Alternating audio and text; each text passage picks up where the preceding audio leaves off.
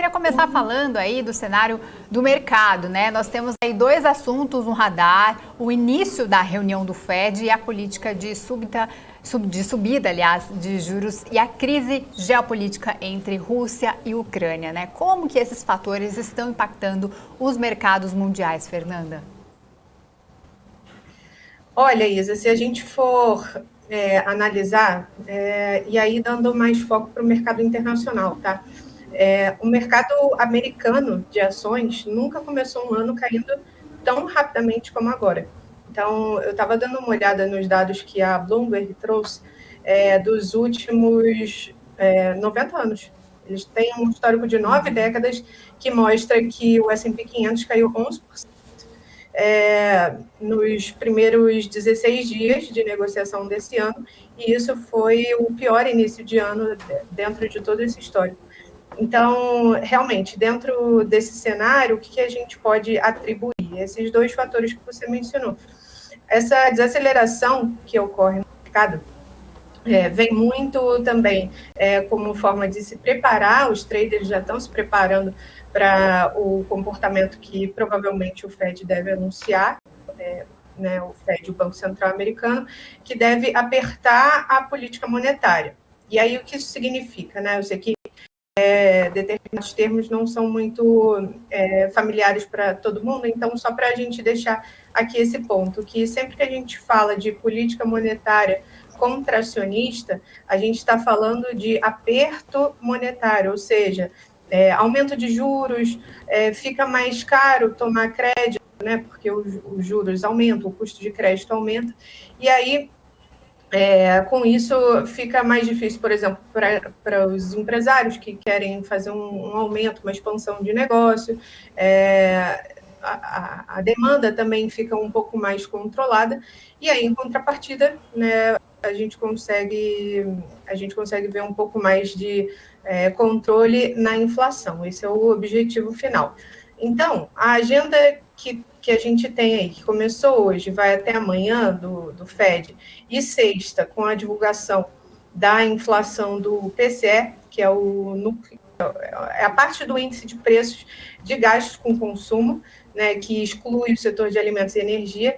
Então, a gente tem essas duas divulgações aí que são bastante importantes, e a expectativa é que o Fed continue a caminhar com uma política monetária mais rígida, né, mais contracionista, como uma forma de controle de inflação, para se contrapor a essa inflação que a gente imaginava, até eu mesma falei aqui o ano passado, que deveria ser transitória, temporária, não está sendo. Então, a gente vê o Banco Central americano tomando medidas para controle dessa inflação, e aí, naturalmente, é normal, a gente já viu outras vezes, que os ventos mudem, né, do mercado acionário para o mercado de renda fixa.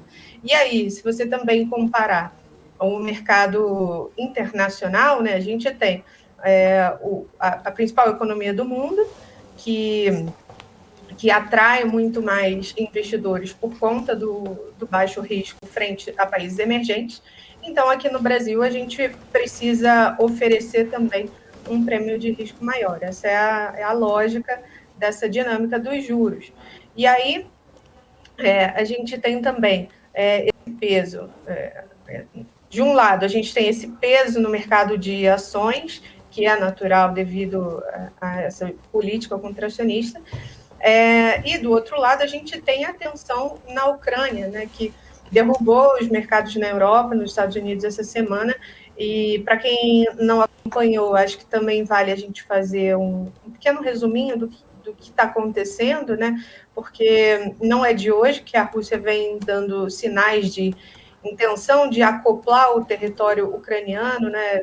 Já foi parte da Rússia ali em algum momento. Então, existe essa tensão geopolítica, que eles, na verdade, alegam que estão tentando garantir a sua segurança e pedindo aos Estados Unidos que não tentem cruzar, que o Ocidente não tente cruzar essa barreira vermelha. A gente soube que teve essa reunião importantíssima dos líderes dos Estados Unidos e Rússia para tentar amenizar isso, para tentar não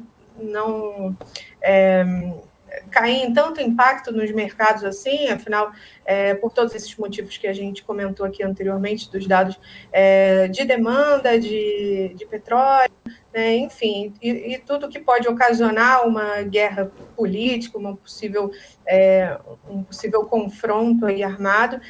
De toda maneira, os Estados Unidos colocam uma postura de que estão tentando ajudar a Ucrânia a defender a sua soberania. E aí, hoje, saiu a notícia de que eles disponibilizaram 8.500 soldados americanos à disposição da Ucrânia. Então, assim, a gente sabe que a discussão ainda está bastante acalorada, e isso pode influenciar os principais índices do mercado, né? Então, nessa segunda-feira, o Joe Biden, presidente dos Estados Unidos, falou com os líderes europeus. Então, o Ocidente vem se articulando à medida que, às vezes, é preciso demonstrar que você tem esse poderio bélico, essa força armada, para, de repente, chegar a um acordo político, no final das contas. Então, a gente vê toda essa movimentação da OTAN, dos países da Europa, nesse sentido. Então, o pano de fundo esses dois cenários, política monetária contracionista, muita discussão com relação ao território da Ucrânia. E aí, qual é o resultado? A gente tem o índice de volatilidade, o VIX, que também é conhecido como índice do medo. Para quem já acompanha aqui o BMC já deve ter visto algumas vezes esse índice dando sinais. Então, nos últimos 30 dias, esse índice estava mais ou menos ali nos 17 pontos. E ontem chegou a 38 pontos.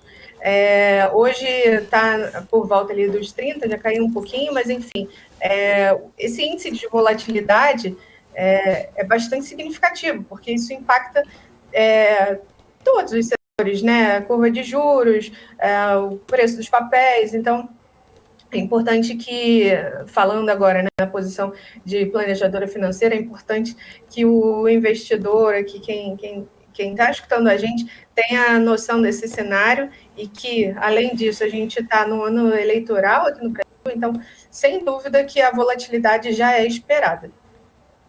Então, acho que esse um pouco do resumo que a gente pode fazer do cenário atual, né?